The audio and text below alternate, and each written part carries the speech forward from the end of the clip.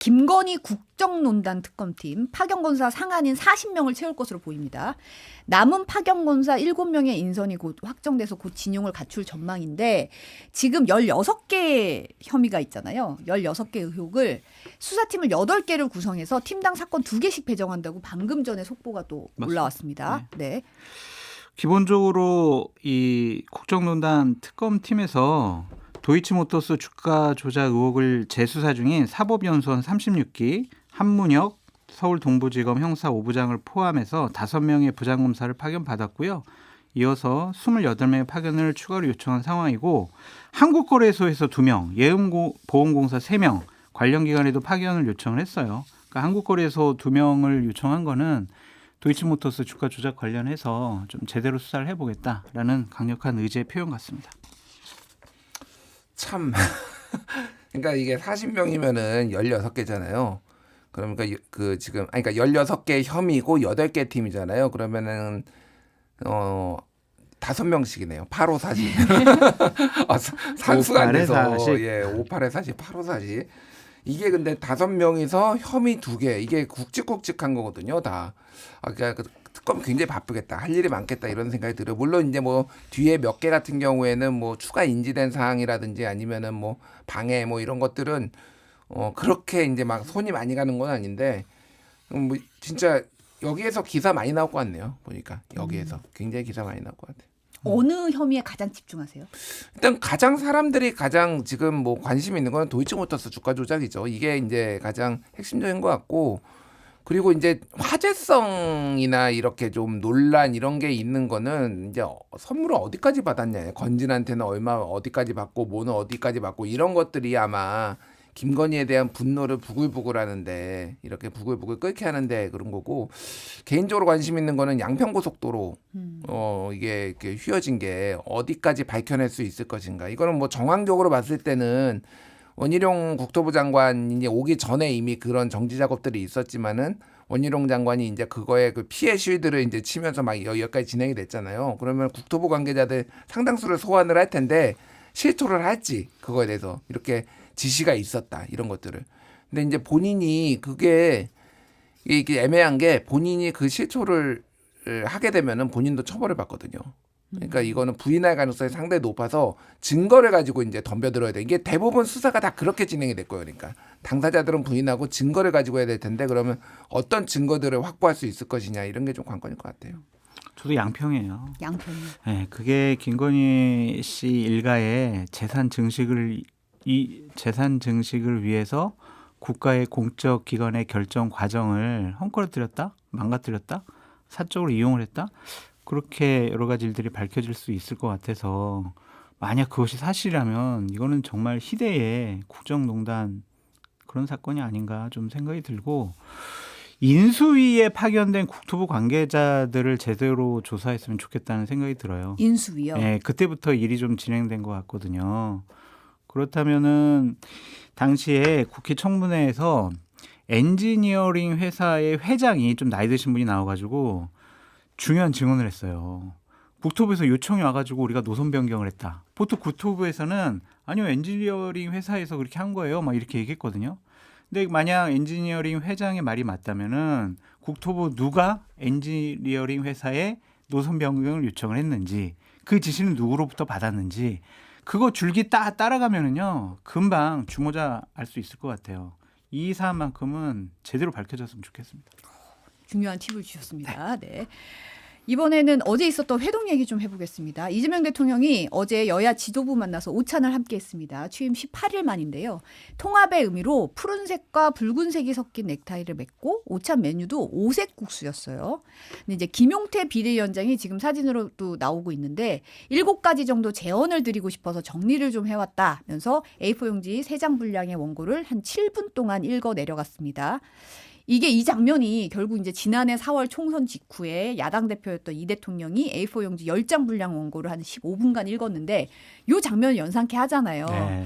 그래서 그런지 이제 비공개 회동으로 돌아가고 나서 이제 이 대통령이 나 때보다는 좀 짧은 것 같다. 이런 식으로 농석기 능수를 했다고 하는데 어떻게 보셨나요, 이 장면? 근데 기본적으로 이재명 대통령께서 G7 갔다 오셔가지고 뭐 여러 가지 설명을 좀 하고 추경에 대한 협조 받고 여러 가지 법률안 통과에 대해서 여야 간에 합의를 이끌어내도록 이렇게 상견례 형식의 지도부 초청한 건 정말 잘하신 것 같아요. 자주 만나셨으면 좋겠다. 좀 그런 생각이 들고.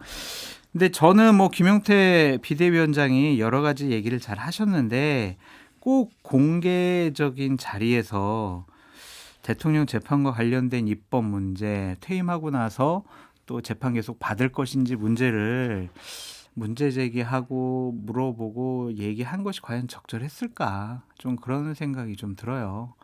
조금 더 친분 관계가 생긴 다음에 하셨으면 어땠을까? 아니면은 비공개 때 하는 게 어땠을까? 좀 그런 생각이 드는데 면전에서 그 제일 가장 민감하고 좀 아픈 부분이기도 한데 그거를 얘기 꺼냈다라는 것은 듣는 입장에서는 뭐야 지금 싸우자는 건가? 되게 화가 나는데 이럴 수가 있거든요. 어쨌든 야당으로서는 건의하는 건데 그렇게 상대방을 기분 나쁘게 해서 과연 무엇을 얻어낼 수 있었을까? 좀 그런 생각이 듭니다.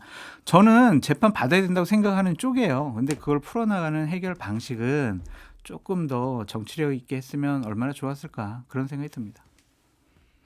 뭐 김용태 비대위원장 입장에서는 지금 정치력이 필요하지 않죠, 솔직히. 예, 어차피 그만둘 거기 때문에 남은 기간 얼마나 본인의 존재감을 특히 이제 당 사람들한테 어필하느냐 이게 중요한 것 같아요. 선명성. 예. 그래서 그러니까 뭐 김용태에 대해서 이제 평가들이 당내에서도 어떤 사람은 이제 친윤이다라고 보고 있고 그런데 5대 뭐 개혁안, 쇄신안도 이제 들고 나오고 있고 막 그런단 말이에요. 그러니까 최대한 기사를 만들고 본인의 주목도를 끌어올리기 위해서 한 게 아닌가. 근데 이제 이재명 대통령이 예전에 이제 윤석열 대통령 만났을 때 했던 방식이잖아요. 이게 그러니까 읽는 거고 내용이 아니라 어쨌든 읽는 거는 이거는. 그래서 뭐 이재명 대통령이 내가 했을 때보다 좀 짧은 것 같다 이렇게 농담도 했다는데 뭐 이재명 대통령이 크게 개의치 않을 것 같아요. 이 부분은 어차피. 그러니까 이 재판 대통령이 형사 이제 재판을 받고 있을 때 그때 이제 했던 방식이 크게 두 가지 방식이 있거든요. 하나는 이제 미국 방식인데 정치적 타협에 이제 그런 걸로 결국은 재판부가 이제 알아서 멈춘 거. 지금 그냥 미국이 이제 그렇게 되고 있고 하나는 프랑스 방식이에요. 프랑스도 이게 2006년, 2007년에 굉장히 논의가 돼가지고 대통령이 형사상 소출을 받는 것이냐를 가지고 결국은 이건 법을 개정해 버렸어요. 그러니까 민주당이 지금 했던 방식은 약간 초반에는 이제 법을 개정하겠다라고 하다가 지금은 이제 미국 방식으로 좀 프랑스 방식을 얘기가 하다가 미국 방식으로 가는 것 같은데 어느 게 옳고 그른지는 저는 모르겠습니다만 기본적으로 저는 장 소장님하고 의견은 다른 거는 그러니까 형사상 소출을 받지 않는다라는 얘기는 한마디로 얘기하면 대통령직에 최대한 집중해라. 다른 거보다도 이런 거에 큰 틀에서 해석을 해야 된다고 봐. 이거는 뭐 누구 옳고 그름의 문제는 아니고 어쨌든 뭐 크게 문제되지는 않을 거다. 뭐 별로 기분 나빠하지 않았을 것 같아요. 진짜요? 기분 안 나빠했을 거라고요? 아니 뭐 왜냐하면 본인이 권력을 다 가지고 이게 위협적이면 오히려 기분이 나쁘거나 그럴 수가 있는데 본인이 이재명 대통령이 모든 권력을 다 가지고 있고 지금 뭐 상황이 나쁘지가 않은데 이거를 굳이 야당에서 이렇게 나온 거를 그럼 본인이 뭐 한 것도 있잖아. 솔직히. 이러면 어땠을까요? 그냥 이재명 대통령은 덜 기분 나빴어도 거기 앉아 있는 강훈식 비서실장이나 김병기 원내대표는 지금 뭐 하자는 거야 이런 생각을 좀 하지 않았을까? 참모들은요? 그런 생각도 좀 국민들이 판단할 겁니다. 사실은 이거는 제가 보기에는 네. 많이 듣던 얘기네. 아니 박용진 전 의원은 좀 뭐 구첩방상 대신 컵라면 먹고 나온 느낌이다. 이거 누가 조언을 했냐? 친윤들이 조언한 거 아니냐? 좀 이런 얘기도 했더라고. 왜냐하면 그 자리에서 재판 받을 거야 안 받을 거야 이게 아니라 좀 더 크고 그렇지. 정책적으로 좀 의미 있는 제안을 할 수 있었는데 7대 재헌하면서 나와서 하는 얘기가 뭐 재판 받을 거냐 안 받을 거냐 이런 얘기 하는 것 자체가 좀 아까운 장면이었다. 좀 뭔가 발휘할 수 있는 장면은 오히려 그냥 걷어찬 느낌이었다. 이렇게 비판을 제가 하더라고요. 참모했다면은 그냥 공개적인 장소에서는 칭찬했을 것 같아요. 그리고 비공개 때 얻어낼 수 있는 거 한두 개라도 얘기를 해가지고 얻어내는 것이 조금 더 현실적이지 않았을까 그런 생각이 듭니다. 근데 이분들이 7로 숫자를 맞췄는지 송원석 원내대표 같은 경우는 뭐 국민의 51%는 이 대통령을 선택하지 않았다 이러면서 7대 고언을 전했는데 그러면서 이제 김민석 국무총리 후보자 뭐 국회를 우습게 하는 분이라고 앞에서 이렇게 얘기를 하면서 후보자 지명 재고해달라고 요청을 했는데요. 이 대통령이 비공개 회동 때 청문회 과정에서 본인의 해명을 지켜보는 게 바람직하다 이렇게 말했다고 전해졌어요. 저도 김민석 후보자에 대해서는 비판적으로 상당히 많이 말씀을 드렸는데 어쨌든 본인이 청문회 때 제대로 해명을 하겠다라고 계속 수차례 얘기를 하고 있기 때문에 지켜보는 게 맞는 것 같다. 좀 그런 생각이 들고 하여간 그 앞에서 국민 51%가 당신 선택하지 않았어 막 이렇게 공격을 하는 것이 기분 나쁘게 하는 것이 과연 맞았을까? 처음 만나는 건데 특히 이제 송은석 원내대표 같은 경우에는 임기가 1년이기 때문에 이런 자리가 있으면 자주 보게 될 텐데 처음에는 그래도 좀 부드럽게 하면서 대화의 상대자나 파트너로 인정받는 것이 나중에 결정적인 여러 가지들을 얘기를 하고 얻어낼 때 도움이 되지 않았을까. 처음부터 너무 공격적으로 나가는 것이 과연 옳았을까. 좀 그런 생각이 듭니다. 달라요 생각이? 아니요. 아니 그게 아니라 이게 국민의힘에 대한 고언이에요. 사실은 장성철 소장님이 하신 게. 근데 이게 이제 비슷한 게 2017년, 2018년 그때 이제 문재인 대통령 때 그때 자유한국당 이제 뭐 그 홍준표 대표를 포함해서 이런 분들이 이렇게 딱 했거든요. 그러니까. 그리고 이제 2018년 때 지방선거에 망했죠.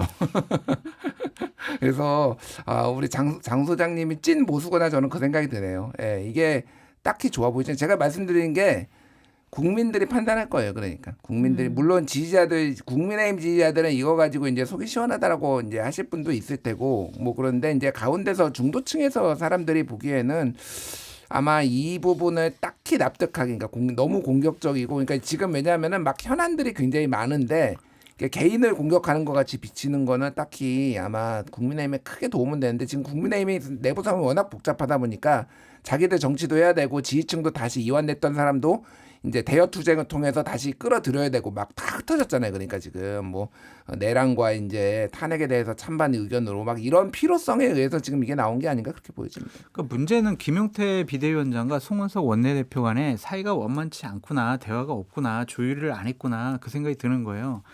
공개된 화면을 봐도 둘 사이가 훨씬 더 냉랭하더라고요. 뭐 쳐다보지도 않고 막 얘기를 할 때 보면 어색했어요. 예, 송은석 원내대표가 뭐 딴짓하고 같이 손잡자고 하니까 막 또 고개 돌리고 막 그러길래 이거야말로 더 사이가 안 좋구나라는 생각이 들었고 지금 7개면 14가지잖아요. 그거는 좀 조율을 해서 비대위원장님은 요 한두 가지 집중하시고 저 원내대표로서 요거는 제가 집중해서 얘기하겠습니다. 팀 플레이가 있었어야 되는데 그냥 중구난방식인 것 같아요. 중복된 것도 있고. 그래서 국민의힘의 지금 내부 분란 상황을 여기서도 극명하게 보여주는 거 아니냐 그런 생각도 듭니다.